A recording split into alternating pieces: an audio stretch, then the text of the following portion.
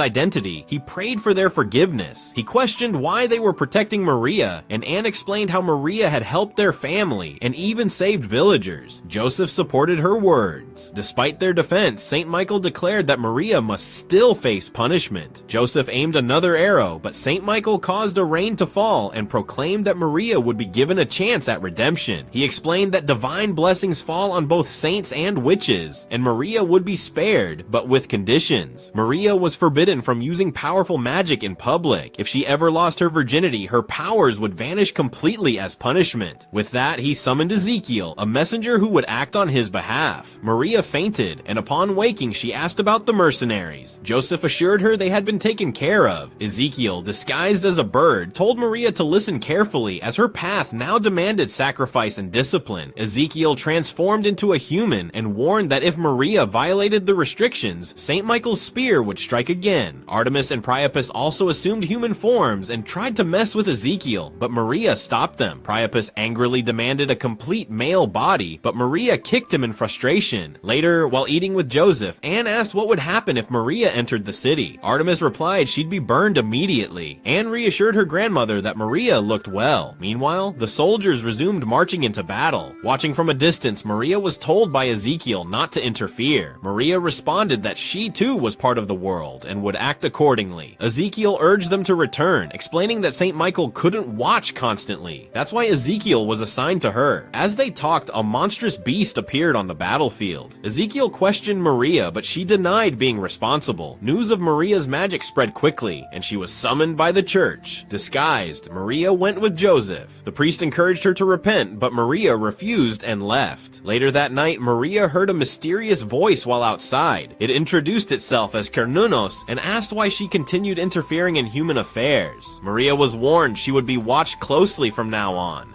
At dawn, mercenaries attacked Anne's village once again. The villagers argued that real warriors earned gold through battle, not by harming innocents. In response, the mercenaries fired into the air and claimed that with no war to fight, they had to survive by their own means. As they prepared to strike, a dragon appeared, frightening them into retreat. It was Maria's doing. She had Priapus blindfold Ezekiel to shield her from the magic. Elsewhere, a distant witch observed the event, while news of Maria's involvement reached the priest again. At home, Ezekiel scolded Maria for using magic openly, but Maria was more curious about a weapon she had seized. As she examined it, Artemis arrived and they talked about their responsibilities. When Maria accidentally fired the weapon, Artemis remarked it resembled the ones heard in recent battles. Maria claimed it could change the war's outcome, but Ezekiel said Maria herself was the real disruption. The spying witch Viv finally confronted Maria, saying she and others profited from war. Maria rejected that idea, suggesting peaceful life alternatives. Viv mocked St. Michael's rules and teased Maria about her virginity. Ezekiel found the conversation improper and left. Viv later met Priapus and joked he should be fully male next time. The next day, Maria sent Priapus to deliver medicine to Anne's grandmother. Ezekiel tagged along. Though Ezekiel disapproved, the grandmother reminded him of Maria's past help during the plague. Meanwhile, war loomed, and the priest warned the noble lord.